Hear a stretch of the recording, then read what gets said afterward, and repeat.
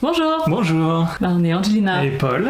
Bienvenue à notre 8e épisode du podcast pour l'aide à l'étude de Viens et suis-moi. On va traiter les chapitres de 2 Néphi 20 à 25. Et on voulait déjà aussi vous remercier parce qu'on a aussi des commentaires vraiment touchants de la part de certains d'entre vous, que ce soit en commentaire sur les vidéos ou même des messages perso. Je voulais en lire un ou deux parce qu'ils nous ont vraiment touché le cœur. Merci infiniment pour les vidéos que vous faites, toi et ton épouse, sur Viens et suis-moi. Je suis reconnaissante pour cela. Ça me donne envie d'avoir cet élan spirituel, de chercher à mieux comprendre les Écritures. Un ami proche qui a dit: je tenais à vous remercier, Angé et toi, pour votre investissement dans votre projet de podcast. Je l'écoute tous les matins au calme, ça me permet de méditer. Le gars qui dit: je voulais pas aller au temple ce matin, mais c'était avant d'avoir écouté, merci pour l'éveil. On a le sentiment que vous êtes touchés par l'esprit aussi en nous écoutant, et sachez qu'en faisant ce podcast et en nous préparant, on ressent vraiment l'esprit, on est édifié, on est motivé, on se réjouit ensemble. Oui, je pense que clairement on peut dire que le même cas que lorsque quelqu'un enseigne ou prépare un discours, c'est toujours ceux qui présentent et préparent qui sont les plus édifiés, mais en tous les cas vos réactions nous font vraiment chaud au cœur. Je pense que j'étais la première surprise de cet élan du nombre de personnes qui nous écoutent et de ces réactions. Dans tous les cas, ça nous encourage à continuer parce que effectivement c'est quand même une grosse charge de travail. Bon, il fait aucun doute que si on devait pas se filmer chaque semaine dans cette étude, on ne passerait pas autant de temps à se préparer et à discuter ensemble des Écritures, donc ça nous fait vraiment plaisir, mais de voir que ça aide aussi les personnes qui nous écoutent et qui nous regardent, ça ne fait que rajouter à notre joie. Donc comme toutes les semaines, on va vous parler de nos passages préférés du podcast Follow Him et puis ajouter un peu de notre étude personnelle. Et cette semaine,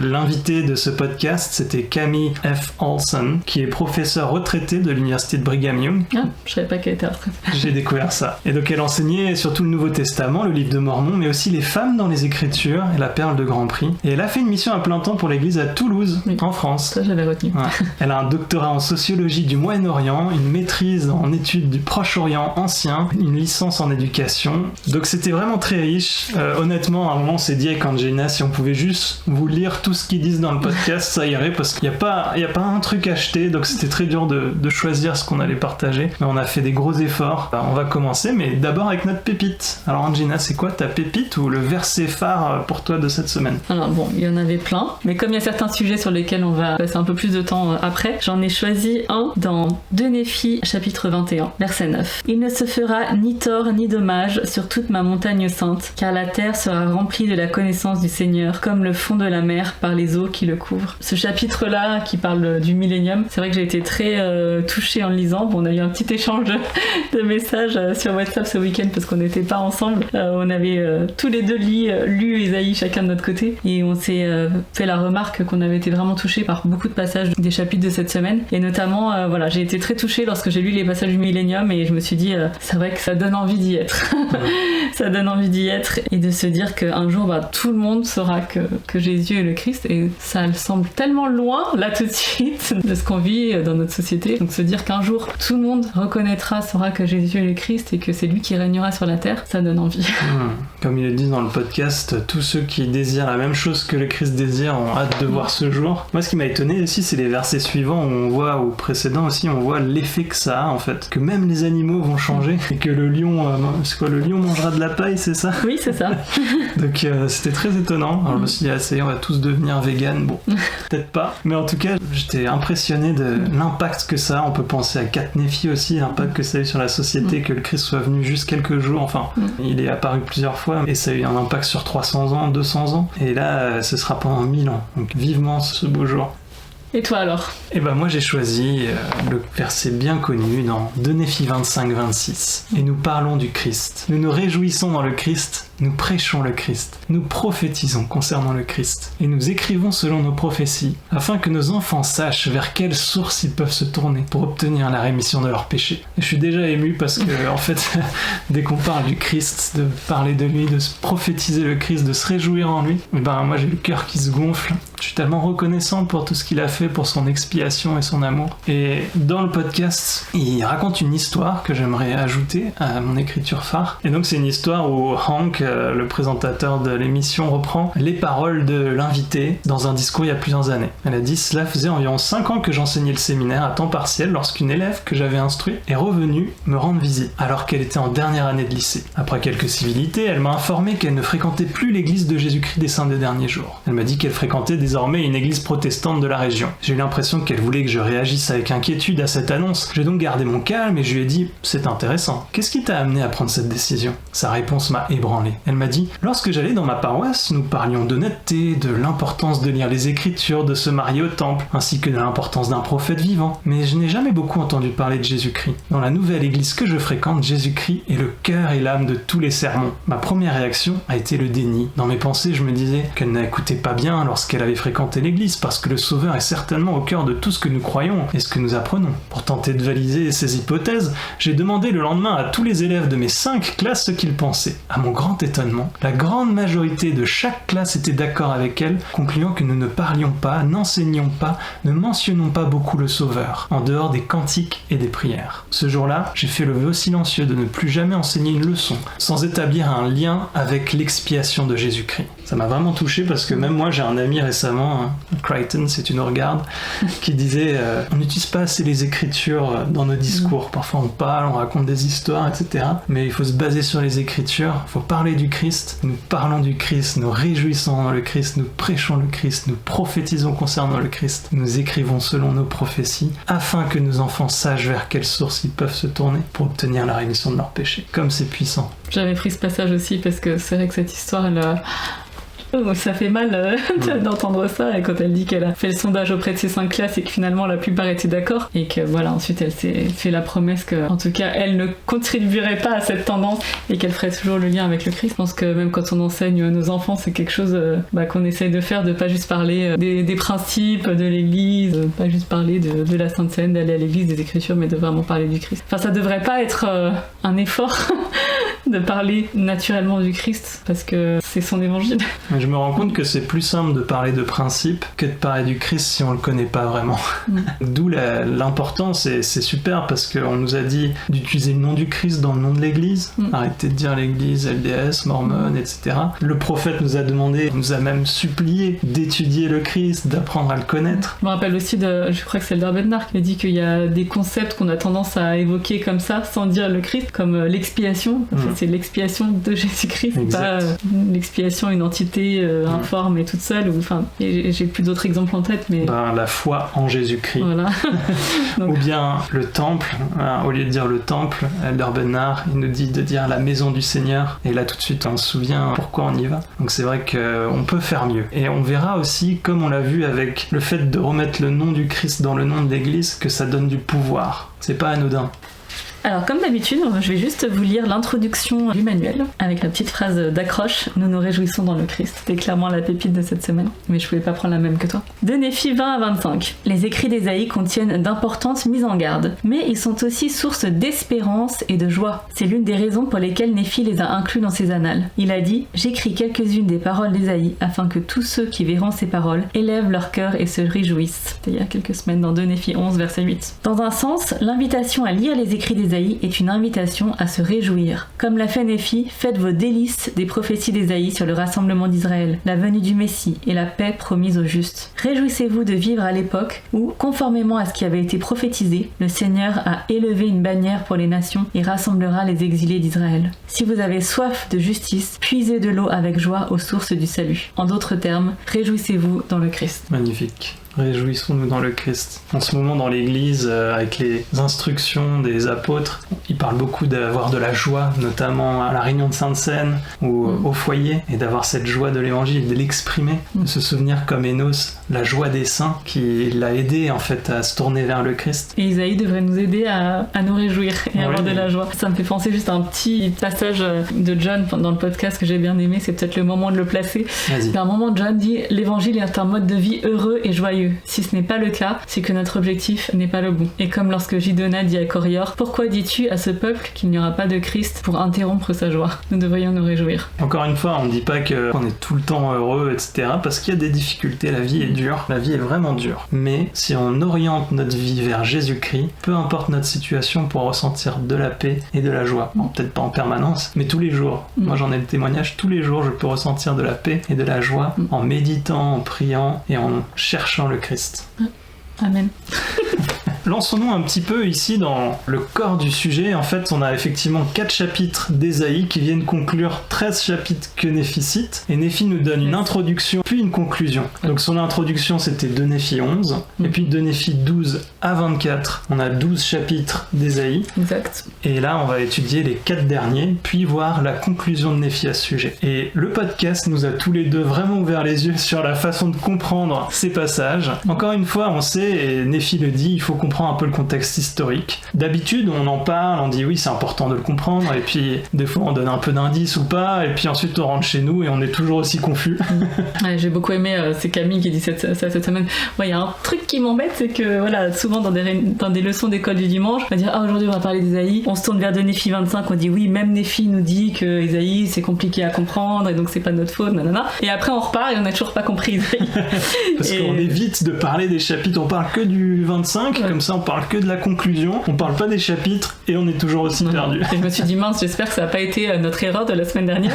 On nous a dit oui, il faut comprendre la poésie, nanana, il faut comprendre que c'est un beau texte et que c'est normal qu'on comprenne pas tout, mais aujourd'hui on va résoudre ça et donner des vraies clés sur le contexte historique et géographique pour comprendre Ésaïe. Toutes ces clés nous ont été apportées par Hank, John et Camille. À un moment, Hank il fait un petit résumé très utile. Sachant qu'ils n'ont rien inventé, c'est juste qu'ils ont fait tout le travail à notre place d'études et de compilation, et nous on a fait le travail de récupérer tous les passages dont ils parlent dans le podcast pour vous faire un super résumé. Et en plus ça a été pas évident parce qu'ils en parlent à 6 moments différents, donc on allait rechercher les passages, les remettre ensemble, les rendre un peu cohérents, mais en gros on va citer ce qu'ils disent pendant quelques minutes là pour qu'on puisse bien comprendre de quoi parle Ésaïe. Donc à un moment Hank il fait un résumé, il dit Ésaïe prophétise entre 701 et 740 avant Jésus-Christ, et les royaumes du nord d'Israël sont renversés par l'Assyrie en 722, puis l'Assyrie tombe aux mains de Babylone. Babylone s'empare de Juda, c'est-à-dire les royaumes du sud, en 586, et juste avant ça, on sait qu'en 600, Léhi part de Jérusalem.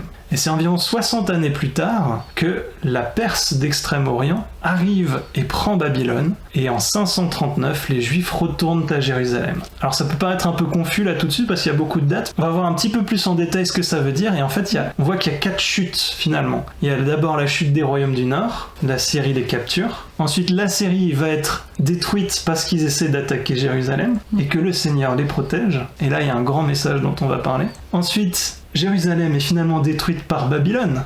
Et finalement, Babylone sera détruite par la Perse. Juste un tout petit passage dont on n'avait pas parlé du podcast la semaine dernière, mais John il nous donne une espèce d'acronyme pour se rappeler un peu des grands royaumes dont on parle. Et bon, en anglais il dit BIAS, mais voilà.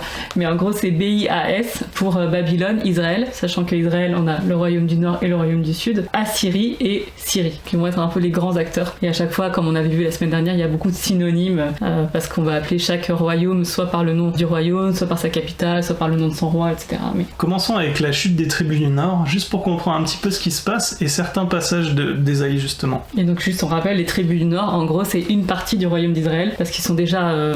C'est le début du dispersement, donc il y a 10 tribus d'Israël qui sont le royaume du Nord et 2 tribus qui sont le royaume du Sud, ou Jérusalem ou Juda. Bah tu peux peut-être lire le début. La chute des tribus du Nord. La Syrie se situe à l'est. Elle se trouve dans la région que nous appelons aujourd'hui le nord de l'Irak. Ninive en était la capitale, et la Syrie a conquis tous les peuples alentours, et ils viennent en Israël.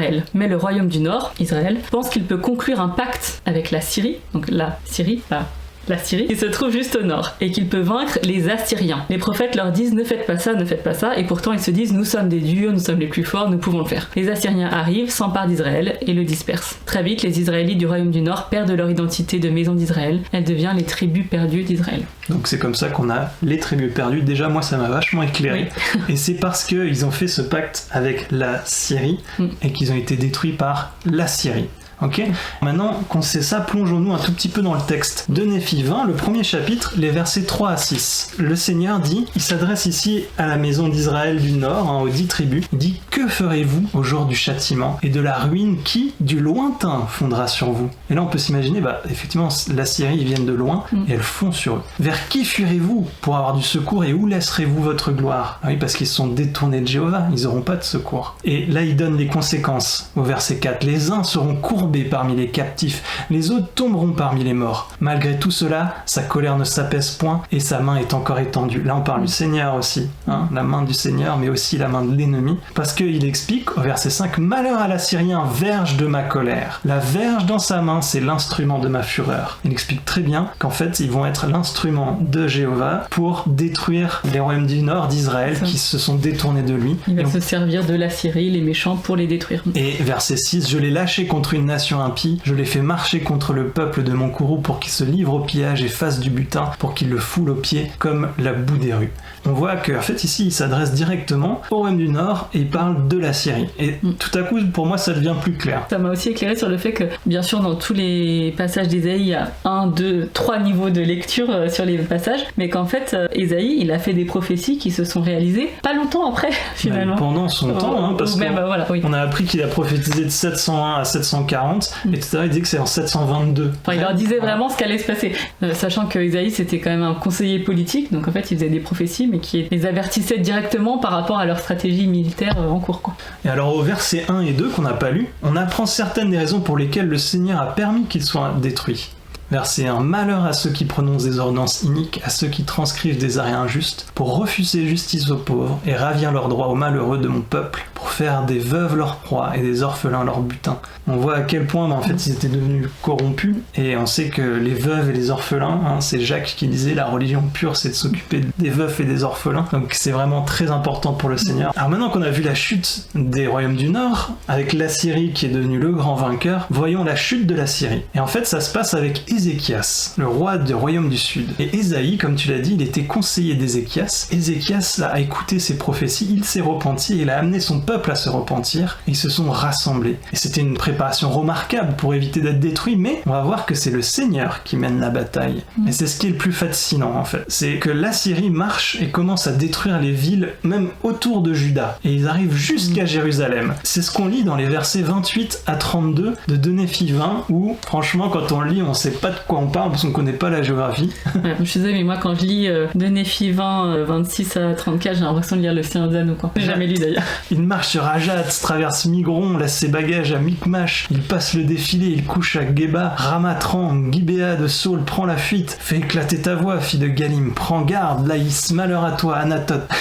J'adore. C'est super, alors j'ai probablement dit la moitié de ces noms faux, mais on comprend en fait qu'il passe par plusieurs villes, qu'il les possède, qu'il les détruit, et il va jusqu'au verset 32, encore un jour de halte à Nob, et il menace de sa main la montagne de la fille de Sion, la colline de Jérusalem. Et là dans le podcast ils disent, mais savez-vous où se trouve Nob? Nob c'est une colline située juste au nord-ouest de Jérusalem qui offre une vue militaire sur la ville. Les Assyriens atteignent Nob. Voici l'armée la plus brutale et la plus massive de l'histoire du monde jusqu'alors, campée à portée de vue de Jérusalem et qui serre les poings. Et c'est impressionnant parce qu'on se rend compte, si on le met dans un contexte peut-être actuel, on est en France, l'Allemagne est tombée, la Suisse est tombée, l'Italie est tombée, l'Espagne est tombée, le Royaume-Uni est tombé, on est peut-être à Paris, tout le nord du pays est tombé, la Bretagne a été prise, et en fait ils arrivent jusque dans les portes de Paris, et ils ont pris Montmartre, et ils avancent, et nous on est à la Tour Eiffel, et de là on peut les voir, on voit l'armée, et là Ésaïe leur dit encore, ne craignez pas, ils vont pas prendre Paris.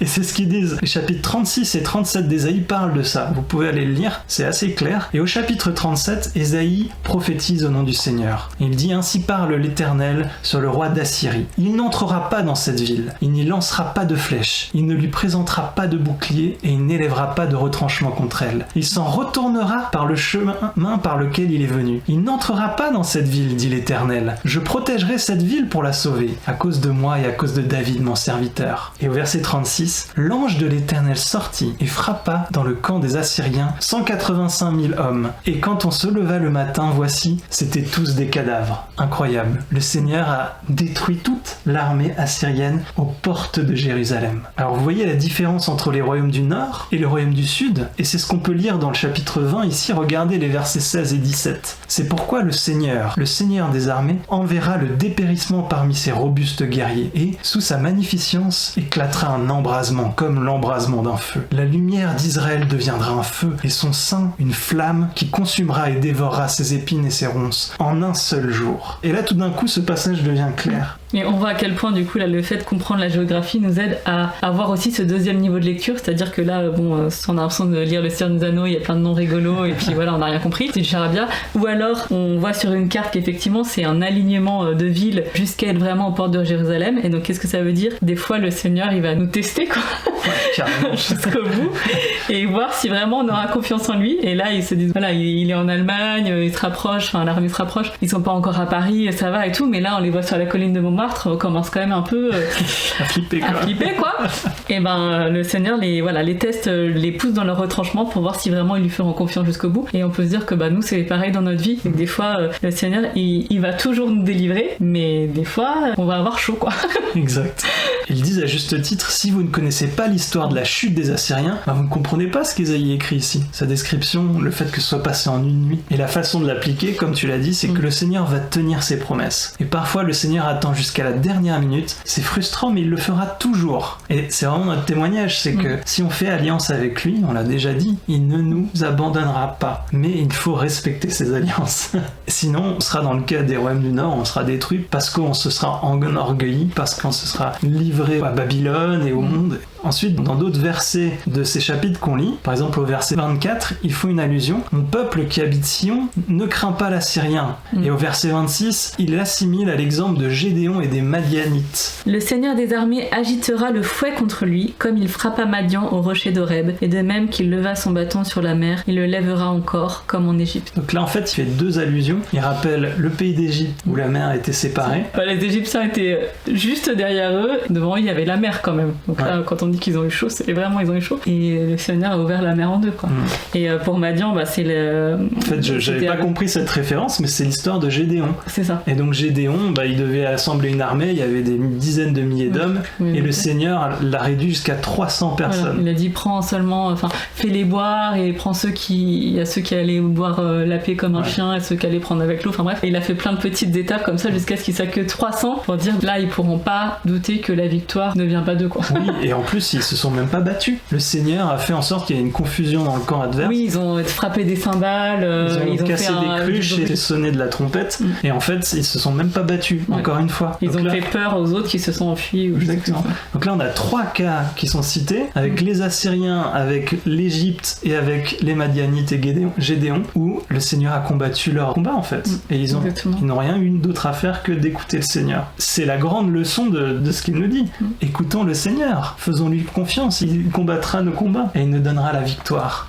Donc là, on vient de voir la destruction de l'Assyrie et que Jérusalem était imprenable, le Seigneur a combattu leur bataille. Mais qu'est-ce qui se passe 100 ans plus tard ? Le royaume de Juda est devenu corrompu et Babylone les menace. Et donc là, on va voir la chute de Jérusalem. Alors, qu'est-ce que cela signifie à l'époque de Néphi ? Lorsque Léhi et sa famille sont à Jérusalem et que les prophètes disent « Attention, ce n'est plus la Syrie, c'est Babylone. » Que vont dire les habitants de Jérusalem ? « Nous avons le temple, ici Dieu nous protégera. Vous vous souvenez de ce qu'il a fait en 701 ? Nous sommes invincibles. Il y a 100 ans, Dieu n'a pas laissé faire les Assyriens. Pourquoi laisserait-il faire les Babyloniens ? Pouvez-vous sentir l'orgueil ici ? On voit l'orgueil des Assyriens, mais c'est aussi l'orgueil d'Israël qui dit « C'est nous qui avons fait ça, c'est nous. C'est parce que nous sommes le peuple élu, Dieu nous protégera toujours quoi que nous fassions. » Il s'agit d'une histoire relativement récente et leur état d'esprit est celui d'un grand nombre de personnes à Jérusalem. C'est de dire « Nous ne pourrons jamais être détruits, nous ne serons jamais envahis. Là n'est jamais arrivé, Dieu nous protégera toujours. » N'avons-nous pas parfois ce sentiment dans la vie que, à cause de notre situation, là où nous vivons, notre foi, l'église à laquelle nous appartenons, que d'une certaine manière cela nous protège de tous les défis et de toutes les difficultés, et que nous pouvons devenir orgueilleux et penser que rien ne pourra jamais nous arriver. Après ce chapitre, le message d'Ésaïe est le suivant: mettez votre confiance dans le Seigneur et ne faites pas d'alliance avec les autres. Lui seul peut nous sauver, lui seul peut nous protéger, c'est sur sa puissance que nous nous appuyons. Il ne faut pas se baser sur notre propre force, notre propre sagesse. Je pense que c'est une chose très importante. Donc là je citais Camille Olson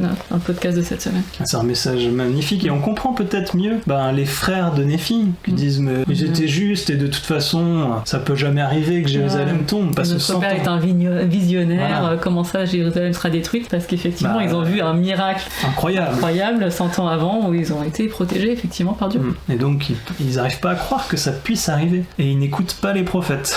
Surtout c'est ça le point, la clé de l'histoire. On en parlera un peu plus tard. Mais effectivement nous, est-ce que des fois on n'a pas des périodes dans notre vie où on se sent tellement confortable qu'on peut s'enorgueillir? Bien sûr on peut être protégé de certaines choses, mais c'est penser que c'est grâce à nous. Et penser que c'est grâce à nous. Je fais tout ce qu'il faut en ce moment, je suis les commandements et tout, donc c'est bon, je suis protégé. C'est pas comme ça que ça marche. Si on commence à penser que c'est grâce à nous, plutôt que d'être juste reconnaissant, et si on commence à se dire oui, c'est grâce à nous, on est juste, on est les élus et il nous arrivera rien.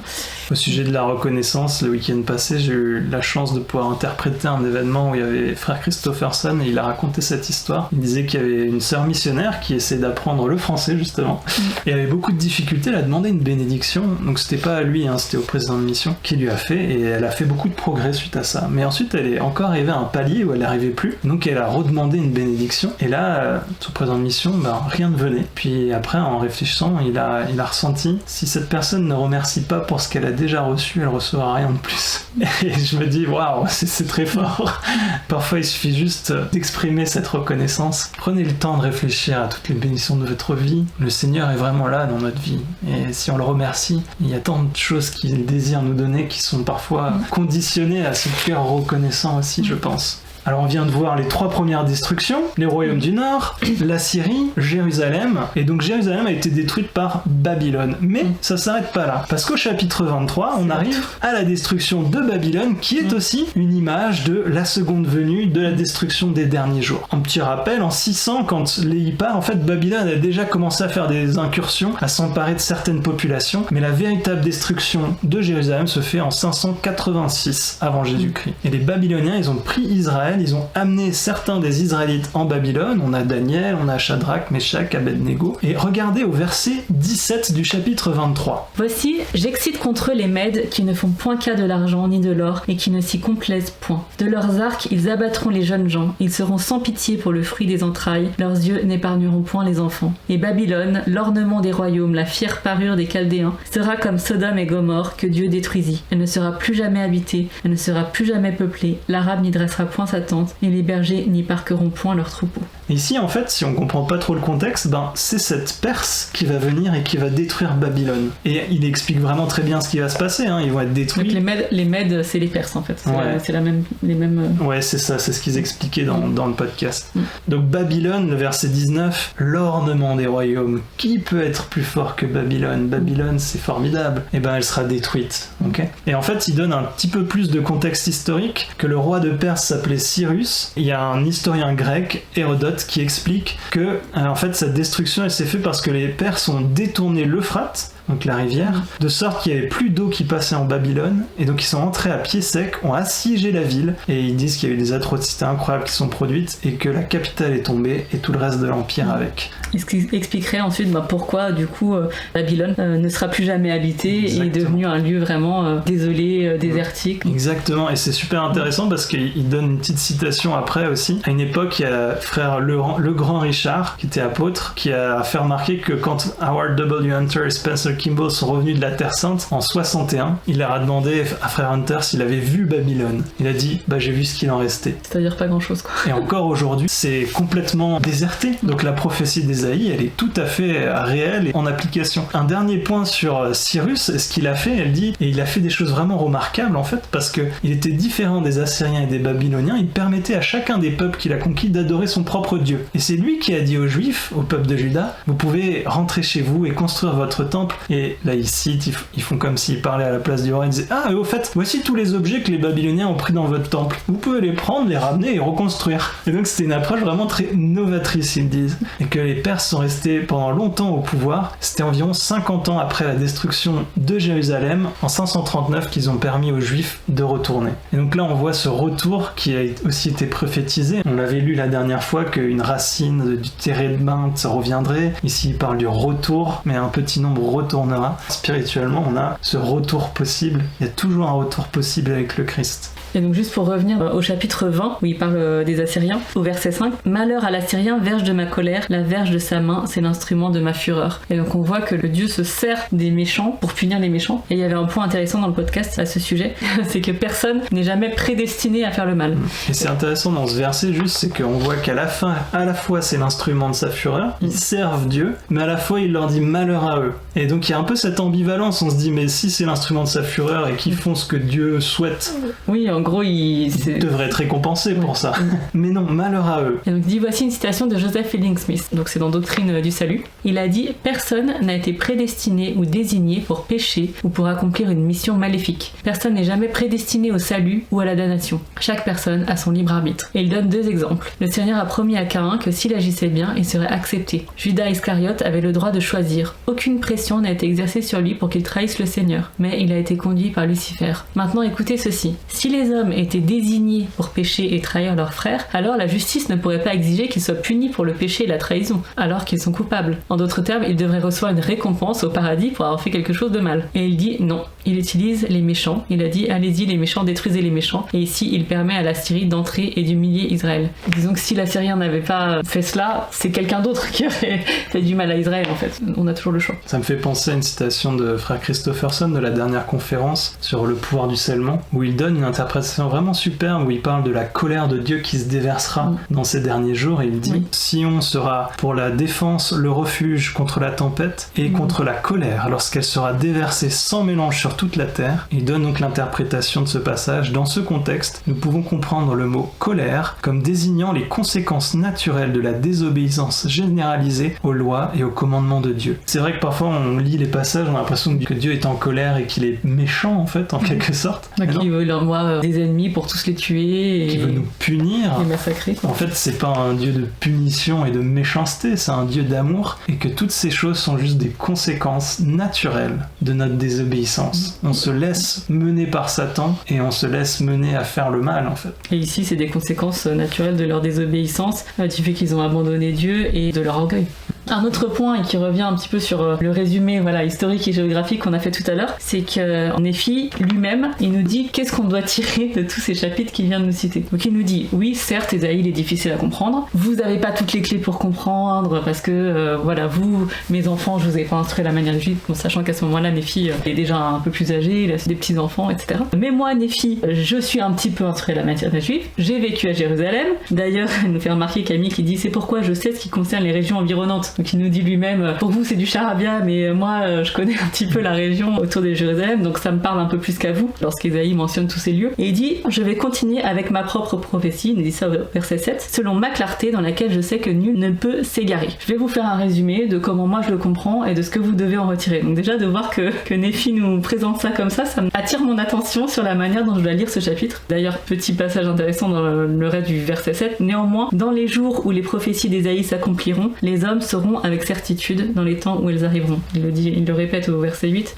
car en ce jour-là, ils les comprendront parce qu'elles s'accompliront. Donc elle nous dit Camille, c'est bien de les comprendre au moment où ça se déroule, mais c'est quand même bien de le comprendre un peu avant pour pouvoir se préparer. Je vais juste un peu balayer le chapitre 25 comme ça de façon rapide, mais Néphi dit, c'est pourquoi il, Ésaïe, leur a parlé de la destruction qui s'abattrait sur eux immédiatement après que mon père ait quitté Jérusalem. Ils auront des guerres et des bruits de guerre. Le jour où le Fils unique du Père viendra et se manifestera à eux, ils le rejetteront, ils le crucifieront. Lorsque le Messie sera ressuscité et se sera manifesté, Jérusalem sera de nouveau détruite, les Juifs seront dispersés, Babylone sera détruite, les Juifs seront dispersés par d'autres nations, lorsque Dieu les aura flagellés par d'autres nations pendant de nombreuses générations, jusqu'à ce qu'ils soient persuadés de croire au Christ et en son expiation, lorsqu'ils n'attendront plus d'autre Messie, à ce moment-là, ils devront nécessairement croire ces choses. Le Seigneur étendra une seconde fois sa main pour ramener son peuple de son état perdu et déchu. C'est pourquoi il se mettra à faire une œuvre merveilleuse et un prodige parmi les enfants des hommes. À partir partir du verset 17, là du coup, Néphi va nous parler en gros du rétablissement et des derniers jours. Il dit « Il leur fera parvenir ses paroles », notamment le livre de Mormon, le roi de Joseph Smith, etc. « Le Messie viendra, son nom sera Jésus-Christ, comme l'ange me l'a dit. Et voilà, mes frères, je vous ai parlé clairement. » Il leur donne l'exemple de Moïse pour leur dire « Ce que je vous dis est aussi vrai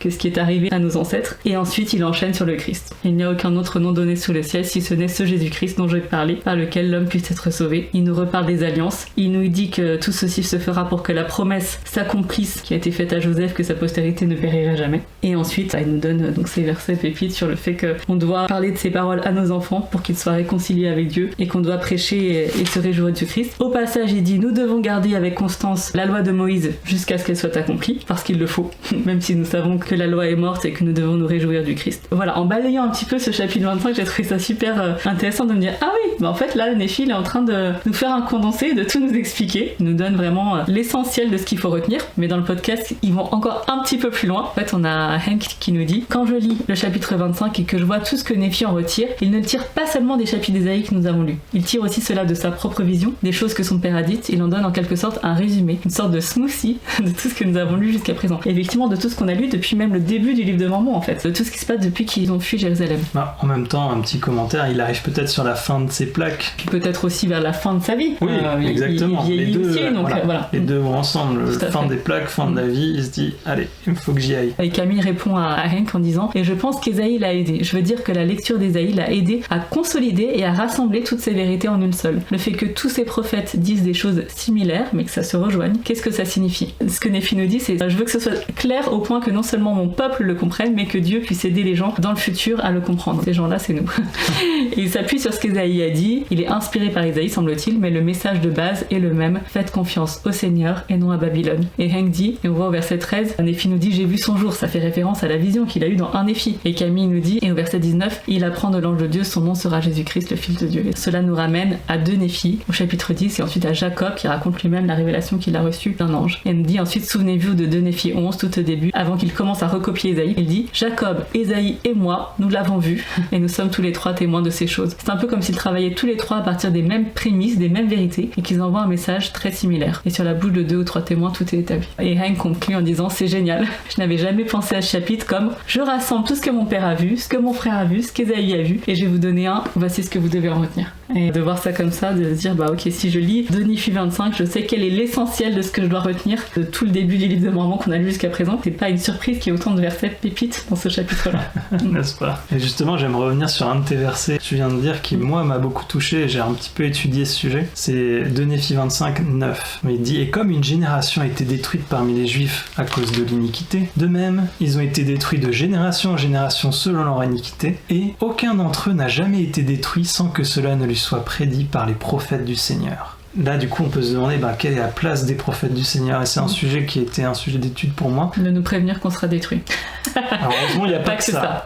Par contre, on peut voir les avertissements des prophètes du Seigneur. Et juste un petit peu sur le rôle des prophètes. On a par exemple Amos 3.7, que le Seigneur ne fait rien sans avoir révélé ses secrets à ses serviteurs, les prophètes. Oui. On a la même chose dans Doctrine et Alliance 1, que ce soit par ma bouche ou par la voix de mes serviteurs. C'est la même chose. On a la même chose dans 1 Néphi 22, au verset 2. Il dit, je leur dis, voici, cela a été manifesté aux prophètes par la voix de l'Esprit, car par l'Esprit est révélé aux prophètes tout ce qui arrivera aux enfants des hommes selon la chair. Donc il y a toutes ces écritures qui nous parlent du rôle des prophètes, et que le Seigneur dit tout ce qu'il souhaite aux prophètes, et que tout ce qui va arriver est dit aux prophètes. Et là, on a le fait qu'ils nous avertissent aussi.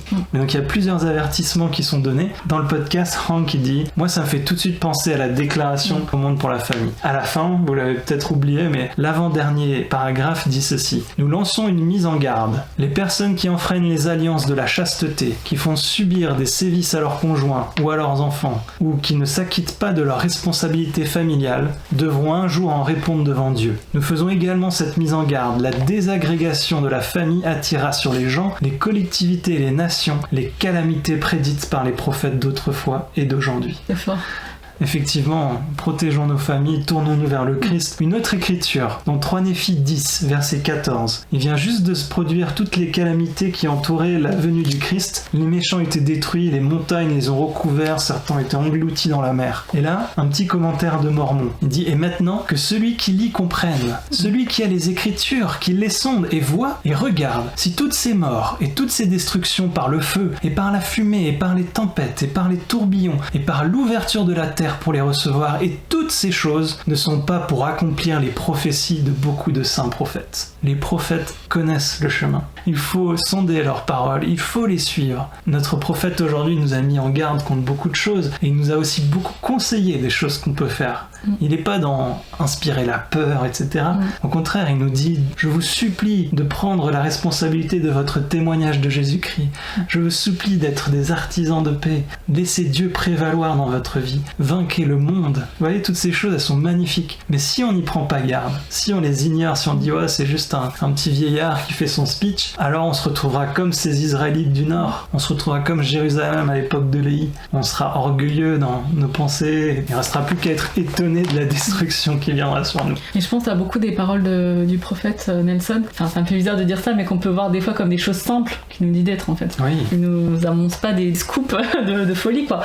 De nous dire d'être des artisans de paix, de nous dire de prendre la responsabilité de notre témoignage. Et ça me fait penser un petit peu au verset de Néphi, lorsqu'il nous rappelle le Seigneur Dieu donc a donné à Moïse le pouvoir de guérir les nations lorsqu'elles auraient été mordues par les serpents venimeux, si elles voulaient bien jeter les yeux sur le serpent. Et en fait, là, c'est un peu pareil, et il faut pas qu'on se laisse avoir par la facilité du chemin.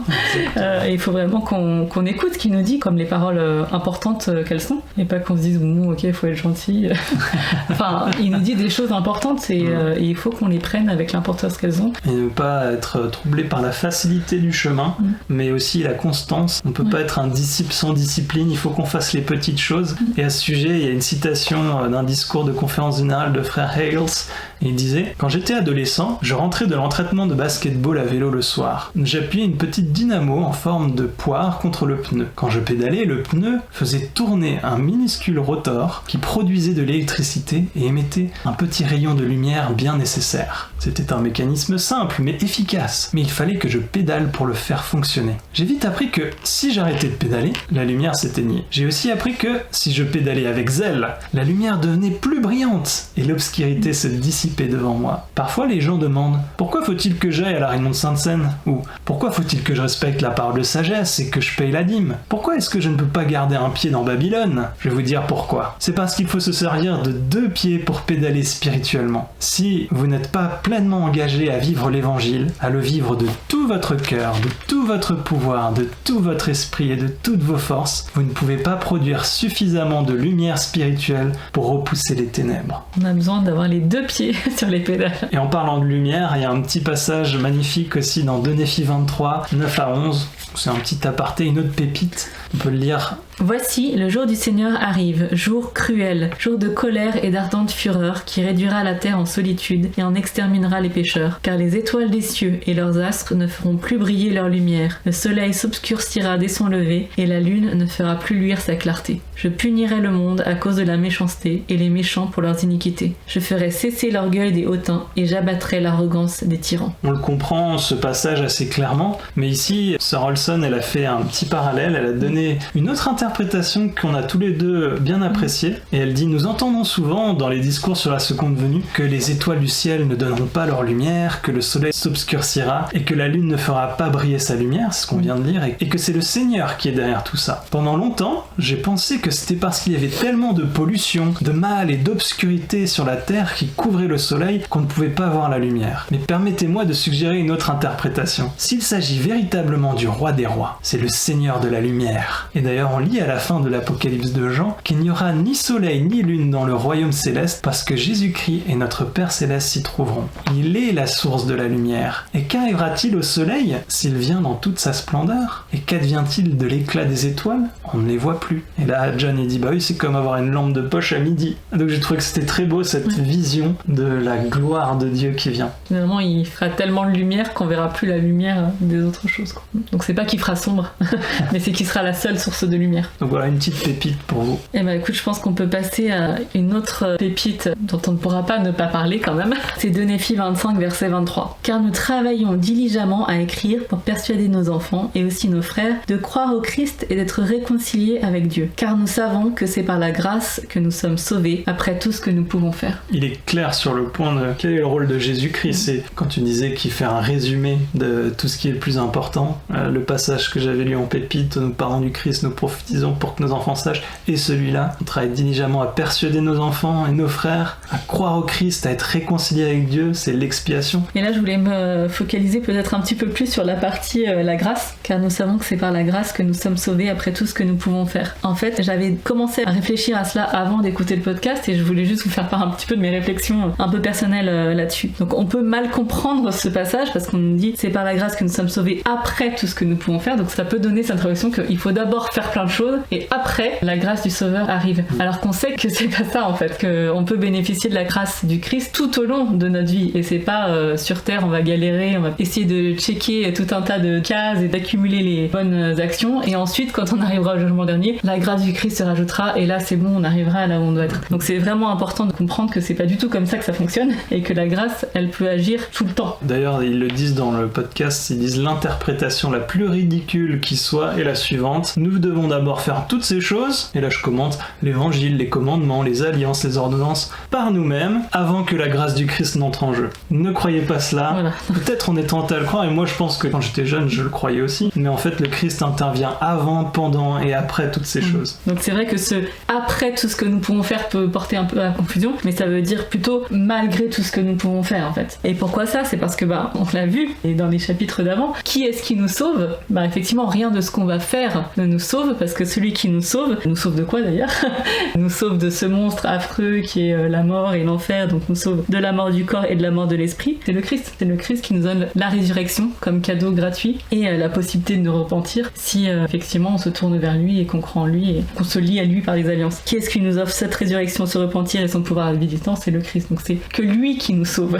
Et donc rien de ce qu'on pourra faire ne pourra nous sauver, mais il faut quand même faire des choses. Ce qu'il faut juste comprendre, c'est que ces choses qu'on fait, elles ne servent pas à nous sauver, puisqu'en fait on est déjà sauvé par le Christ, il a déjà payé pour nos péchés, il est déjà venu. Mais ces choses qu'on fait, elles sont là pour nous transformer, pour nous préparer, pour nous faire devenir ce qu'on doit devenir, et c'est notre manière aussi à nous de lui montrer où on veut aller. Et donc là ça a fait écho un peu à ce que nous a dit président Nelson sur le fait penser de manière céleste. Par ce qu'on fait, on démontre où est-ce qu'on a envie de se retrouver dans l'éternité en fait. À un moment, John il nous dit que dans les Écritures, on nous dit que le Seigneur est capable d'accomplir son œuvre, alors que quand on nous parle de nous, on nous dit toujours qu'on est disposé. Tout ce qu'on peut donner, c'est notre volonté. Donc en fait, on n'a pas la capacité à nous sauver, mais il nous demande de montrer ce qu'on veut en fait. Bref, ça me fait aussi penser à cette citation d'Aldor Maxwell sur le fait que notre volonté, notre libre arbitre, c'est la seule chose qui nous appartient vraiment, et que ce qu'on doit faire, c'est montrer à Dieu ce qu'on veut en soumettant notre volonté à lui. Exact, il dit que toutes les autres choses, c'est Dieu qui nous les a données. Il n'y a que le libre arbitre, notre capacité et notre volonté qu'on peut mettre sur l'autel de Dieu. La seule chose qu'on peut faire, c'est avoir un esprit contrit, un cœur brisé. Il y a une référence croisée que nous donne Camille. Qui est exceptionnelle. Elle nous dit: est-ce que vous avez comparé avec Alma 24, verset 11? Et donc juste pour remettre un petit bout de contexte, c'est le roi Lamoni qui s'adresse à son peuple après qu'ils aient décidé d'enterrer leurs armes de guerre. Et il leur dit: et maintenant voici mes frères, puisque cela a été tout ce que nous pouvions faire, puisque nous étions les plus perdus de toute l'humanité, pour nous repentir de nos péchés et des nombreux meurtres que nous avions commis, et pour amener Dieu à les ôter de notre cœur, car c'était tout ce que nous pouvions faire pour nous repentir suffisamment devant Dieu pour qu'il ôtât notre tâche. Or mes frères profondément aimés, puisque Dieu a ôté nos tâches et que nos épées sont devenues brillantes, ne tâchons plus nos épées du sang de nos frères. Et donc en fait elle nous dit que finalement tout ce que nous pouvons faire, c'est nous repentir, c'est nous tourner vers Dieu. Alors j'ai repris la définition de grâce dans le guide des Écritures parce que ça prend pas longtemps mais ça va toujours bien en le disant. Pouvoir donné par Dieu, habilitant les hommes et les femmes à obtenir des bénédictions dans cette vie et à parvenir à la vie éternelle et à l'exaltation après avoir exercé la foi et le repentir et fait de leur mieux pour garder les commandements. Cette aide ou force divine est donnée grâce à la miséricorde et à l'amour de Dieu. Tout mortel a besoin de la grâce divine à cause de la chute d'Adam et aussi à cause des faiblesses de l'homme. Et là on voit tout à fait le lien avec 2 Néphi 2 sur le fait qu'on a besoin de la grâce, donc on a besoin d'être sauvé par le Christ, on a besoin du grand médiateur pour nous sauver de ces deux morts. Pour compléter, je voulais lire un passage d'un discours de Elder Bednar qu'il avait donné en avril 2014 intitulé « Supporter leur fardeau avec facilité ». Et dedans il nous parle de ce fameux pouvoir habilitant. Il nous nous dit « Nous ne sommes pas seuls et nous n'avons jamais besoin de l'être. Nous pouvons avancer résolument dans notre vie quotidienne avec l'aide des cieux. Grâce à l'expiation du Sauveur, nous pouvons recevoir des capacités et une force supérieure aux nôtres. Comme le Seigneur l'a déclaré, c'est pourquoi poursuivez votre voyage et que votre cœur se réjouisse, car voici, je suis avec vous jusqu'à la fin. » Et donc je ne suis pas avec vous à la fin, mais je suis avec vous jusqu'à la fin et tout le long du chemin. Et ça on le trouve dans Doctrine et Alliance 100 verset 12. Et je veux que vous encourager à aller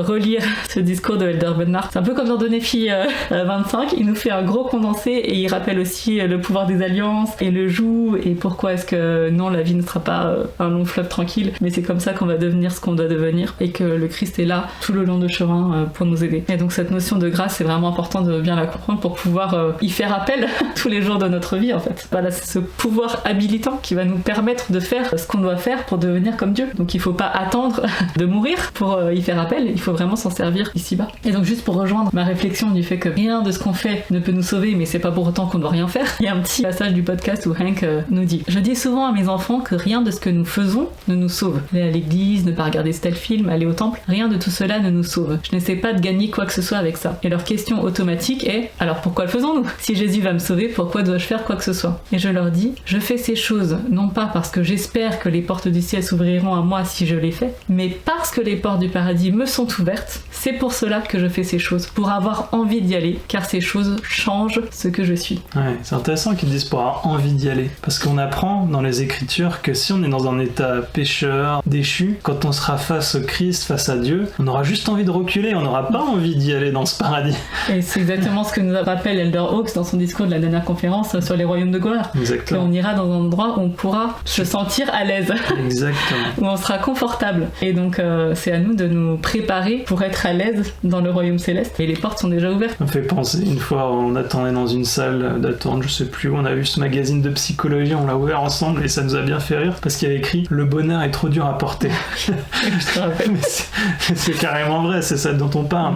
C'est que le plus de joie, le plus de bonheur qu'on puisse recevoir sera dans le royaume céleste de Dieu. Est-ce qu'on peut supporter cette gloire et ce bonheur ? Eh ben on le peut si on suit l'évangile de Jésus-Christ dans cette vie, qui nous transformera pour le supporter. C'est profond. Donc tout ce qu'on fait ne sert pas à nous sauver, c'est le Christ qui nous sauve, mais on a besoin de sa grâce pour être transformé et pour devenir comme Dieu. Je peux citer un passage aussi du podcast, il dit « Si vous arrivez à la conclusion de Néphi et que vous dites « D'accord, je ferais mieux de compter sur moi-même. Vous n'avez pas compris le message adressé à Israël et Juda. » Dans tous ces chapitres, la raison pour laquelle ils ont été dispersés, c'est parce qu'ils ne comptaient que sur eux-mêmes. Et Elder Ballard a dit « Malheureusement, certains membres de l'Église sont tellement préoccupés à l'accomplissement de bonnes œuvres qu'ils oublient que ces œuvres, aussi bonnes soient-elles, sont vaines si elles ne s'accompagnent pas d'une dépendance totale à l'égard du Christ. » Il conclut avec cette citation « Accepter la grâce de Jésus-Christ n'est pas une faiblesse. Ce n'est pas « Oh, je dois travailler aussi dur que possible pour qu'il puisse combler la différence. Je ne veux pas être faible. » Non. Accepter la grâce de Jésus-Christ n'est pas une faiblesse. Parfois, nous avons du mal à accepter que Christ nous donne les choses, qu'il nous offre sa grâce, et que c'est tellement infiniment plus fort que ce qu'on peut faire, on ne peut pas le rembourser.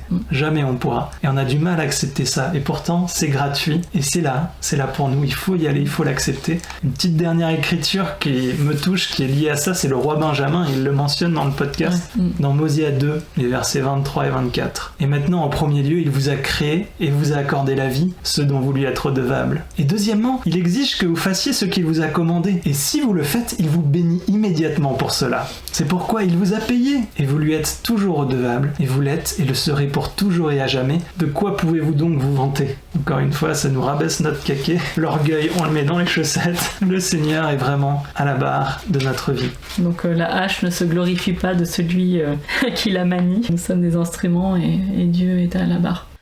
Et ben on espère que vous avez réussi à nous suivre, que vous avez ressenti l'esprit avec nous. Nous en tout cas on a été édifiés comme à chaque fois et j'espère que ça vous donnera envie de vous réjouir des paroles d'Ésaïe, que ça vous aura donné quelques clés pour un peu plus le comprendre et comme nous invite toujours Néphi à le faire, à les appliquer à nous. Moi j'aime tellement le livre de Mormon quand je lis ça et ça m'aide à avoir un plus grand témoignage en Christ. Je suis reconnaissant pour ces écritures, pour ce programme de Viens et suis-moi. Et si ça vous a édifié, n'hésitez pas à partager même un petit extrait de cette vidéo avec un un ami, parce que c'est vraiment l'objectif pour nous. D'ailleurs, envoyez-nous un message si ça vous a aidé, de voir vos messages, de savoir que en fait vous aussi vous avez été édifiés. Ça fait vraiment toute la différence, je trouve. Merci beaucoup et puis on vous dit à la semaine prochaine. À la semaine prochaine, au revoir.